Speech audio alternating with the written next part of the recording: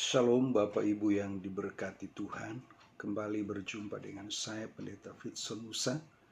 Kita akan belajar satu tema, yaitu tentang jalan keluar.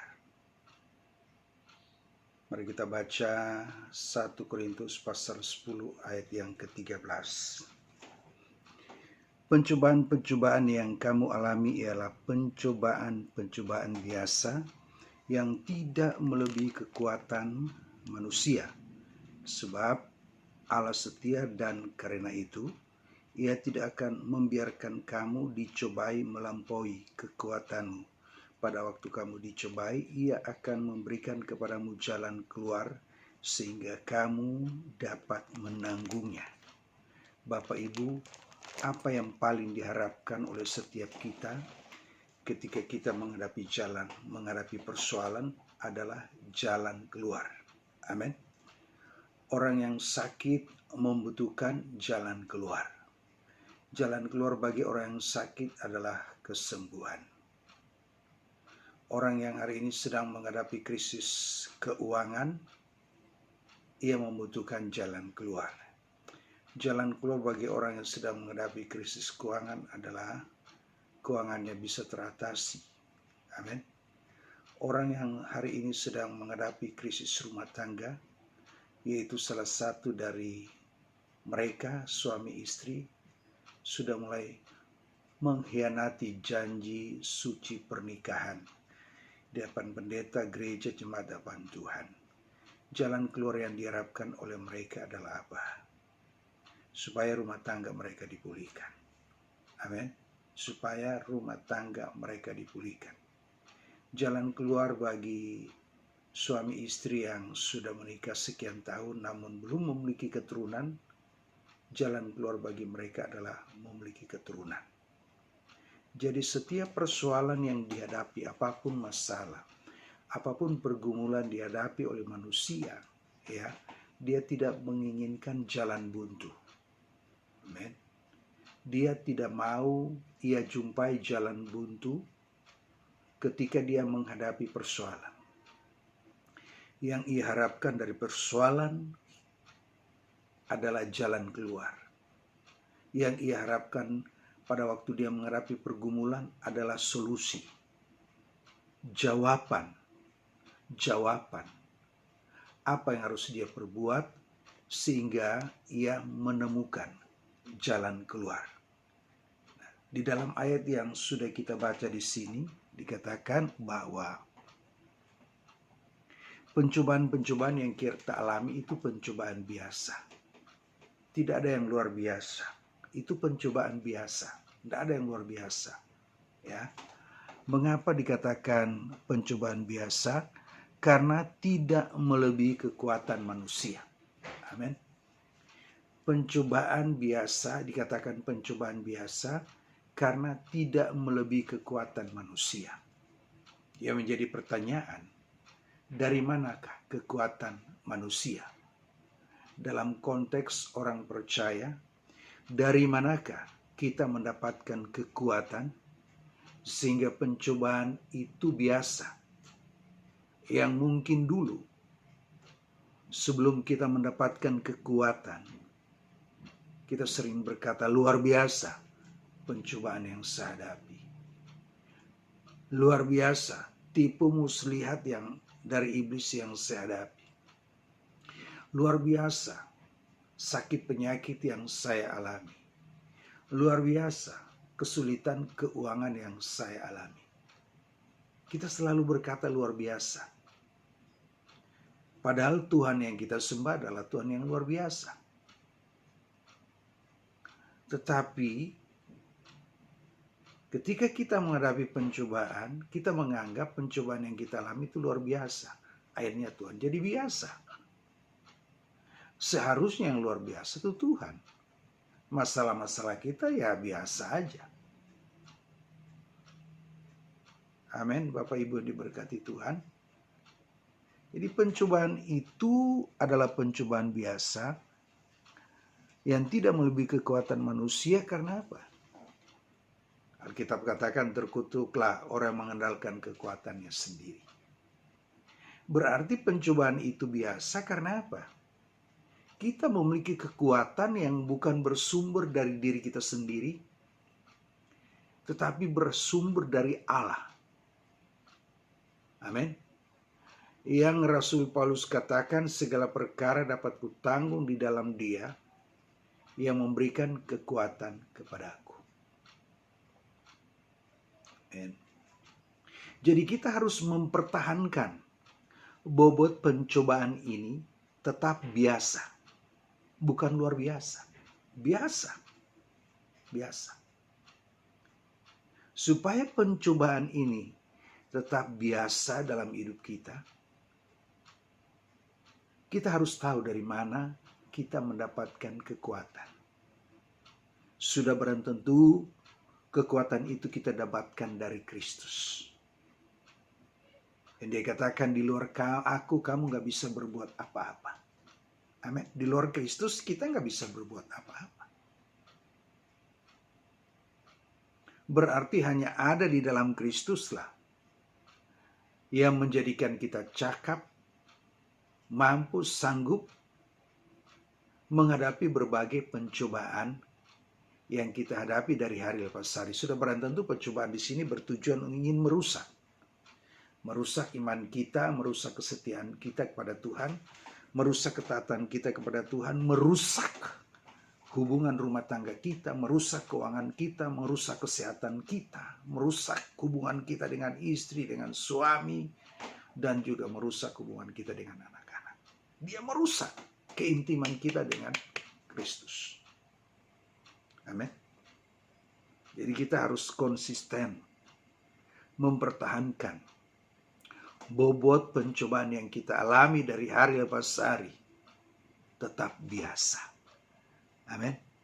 Karena kita tahu di mana posisi kita, yaitu di dalam Kristus.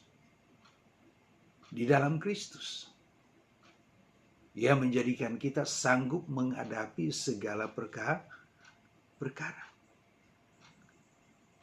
Jadi Tuhan gak menjamin setiap orang yang ada di dalam Dia tidak menghadapi segala perkara.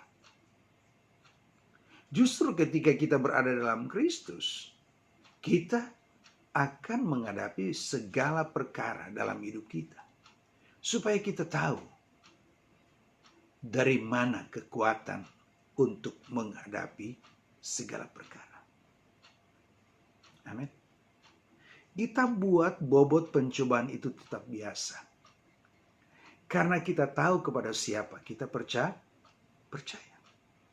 Karena kita tahu kepada siapa kita mempercayakan dan mempertaruhkan segenap hidup kita. Itulah yang membuat kita bisa membuat bobot pencobaan yang dulunya luar biasa sekarang menjadi biasa. Karena Tuhan yang kita percayai dan Tuhan yang kita percayakan hidup kita adalah Tuhan yang luar biasa. Luar biasa. Kasihnya, kuasanya, kekuatannya. Sehingga kita cakap dalam menanggung segala perkara. Mengapa pencobaan-pencobaan itu biasa? Sebab Allah setia. Amin. Allah setia. Bapak Ibu yang dikasihi oleh Tuhan Yesus Kristus, jangan meragukan kesetiaan Allah. Amin. Jangan meragukan kesetiaan Allah. Jangan meragukan. Justru yang harus kita koreksi dan kita upgrade terus-menerus adalah kesetiaan kita kepada Tuhan. Amin. Kesetiaan kita kepada Tuhan.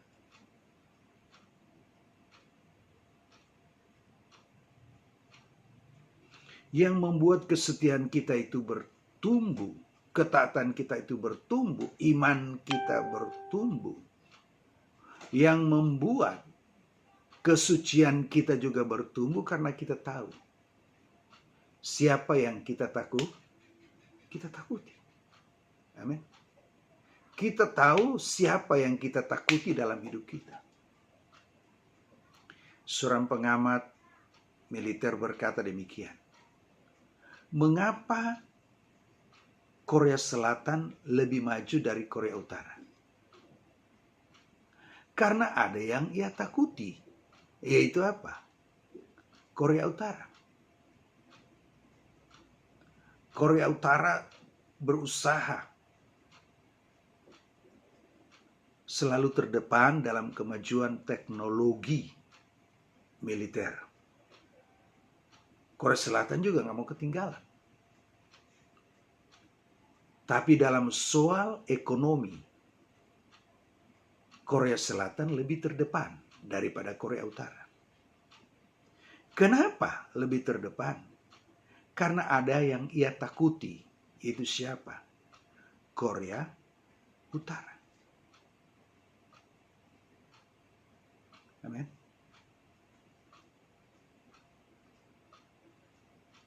Mengapa Israel maju dalam bidang pertahanan, ekonomi, maju dalam bidang industri pertanian? Mengapa? Karena ada yang ia takuti. Israel itu berada di tengah-tengah seperti domba berada di tengah-tengah serigala. Dikelilingi oleh musuh. Men. Ada Iran.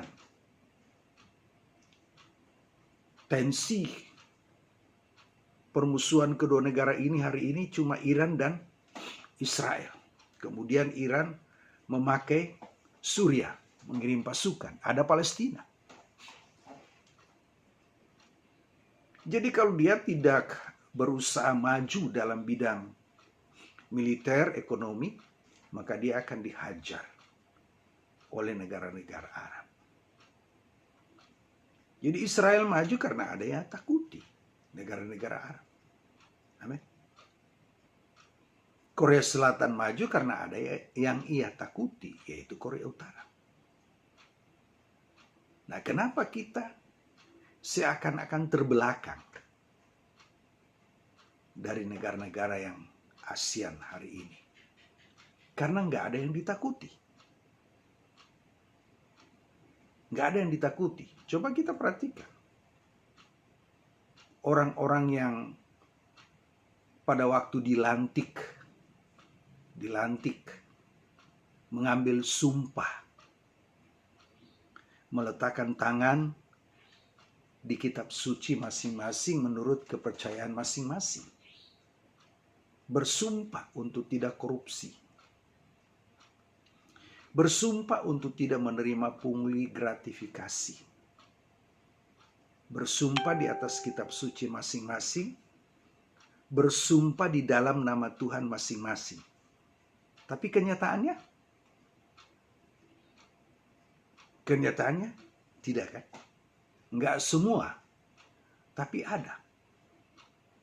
Sumpah tinggal sumpah, korupsi jalan terus. Sumpah tinggal sumpah, kejahatan ekonomi, kejahatan di bidang hukum, bidang kemanusiaan jalan terus.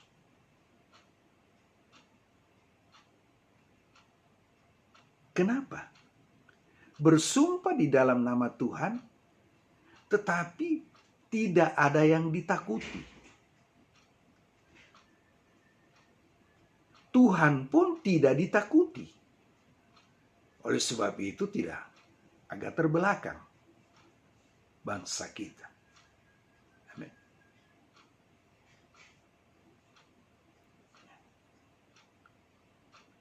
Ini pendapat dari salah satu pengamat militer yang ada di Indonesia, Bapak Salim, kalau salah ya, Pak Salim.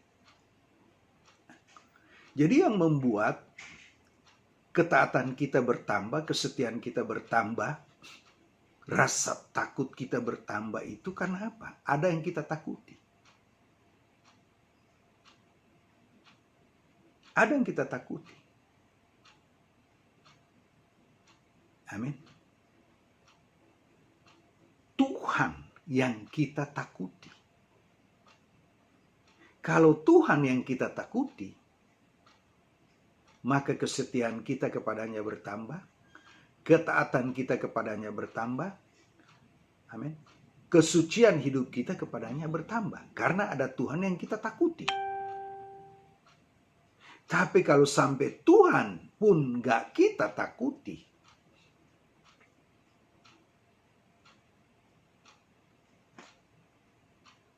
maka gak mungkin ketaatan kita, kesetiaan kita kepadanya bertambah. Jadi jangan meragukan kesetiaan Tuhan. Jangan meragukan. Dan jangan coba-coba menggugat kesetiaan Tuhan. Yang kita persoalkan adalah kesetiaan kita kepadanya dari hari lepas hari. Amin. Yang harus kita upgrade adalah kesetiaan kita. Karena kita belajar setia pada waktu kita sedang menghadapi pencobaan. Kita belajar setia di tengah-tengah dunia yang ingin merusak kesetiaan kita kepada Tuhan, kesetiaan kita kepada pasangan kita, kepada istri, kepada suami. Justru dengan adanya pencobaan, ini harus menghasilkan ketakutan. Bukan takut kepada iblis, tapi takut kepada Tuhan. Sebab kalau kita takut kepada Tuhan, maka kita nggak mungkin berbuat dosa. Amin. Kalau kita takut kepada Tuhan, kita nggak mungkin korupsi, merugikan orang lain. Karena ada Tuhan yang kita takuti. Kalau seorang suami itu takut kepada Tuhan, ada kegentaran yang kudus kepada Tuhan, maka dia nggak mungkin mengkhianati janji nikah kudusnya di hadapan Tuhan, jemaat, pendeta, dan gereja. Nggak mungkin. Sekalipun ada peluang untuk jatuh dan sekalipun istrinya nggak tahu. Tapi karena dia takut kepada Tuhan, dia tahu, Tuhan tahu, mata Tuhan selalu melihat dia. Jadi jangan mempersoalkan kesetiaan Tuhan. Ketika kita menghadapi persoalan, hati kecil kita mulai berkata, ini Tuhan kayaknya udah gak setia lagi. Jangan ragukan kesetiaan Tuhan. Dan ia telah terbukti.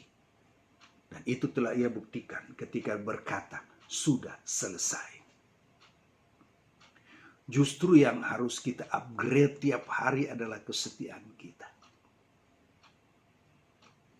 Jadi pencobaan-pencobaan yang kita alami, ya, itu biasa sebab Allah setia. Karena ia setia, ia tidak akan membiarkan kita dicobai melampaui kekuatan kita. Nah, kekuatan kita dari mana? Dari Tuhan. Karena Tuhan adalah kekuatan kita. Oleh sebab itu, pencobaan-pencobaan itu tak biasa. Nggak ada yang luar biasa. Karena Tuhan kita luar biasa. Nah, pada waktu kamu dicobai, ia akan memberikan kepadamu jalan keluar. Siapakah jalan keluar? Bukan apakah jalan keluar.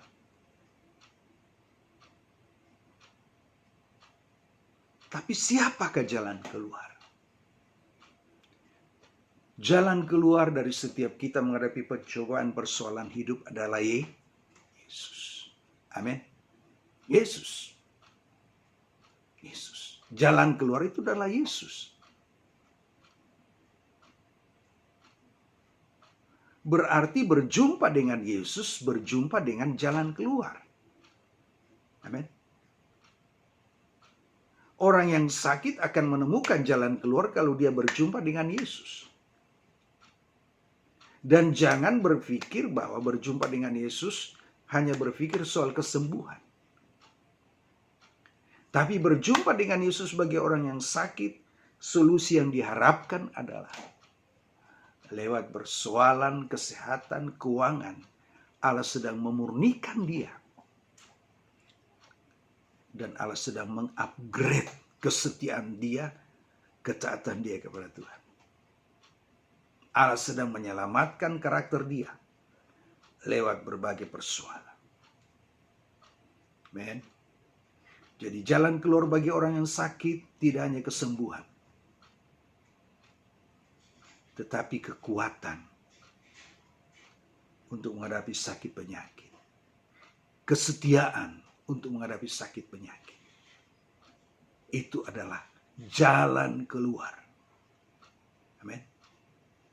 Jadi orang yang memiliki Yesus pasti memiliki jalan keluar, solusi untuk menghadapi berbagai persoalan hidup. Amin. Tuhan berkati.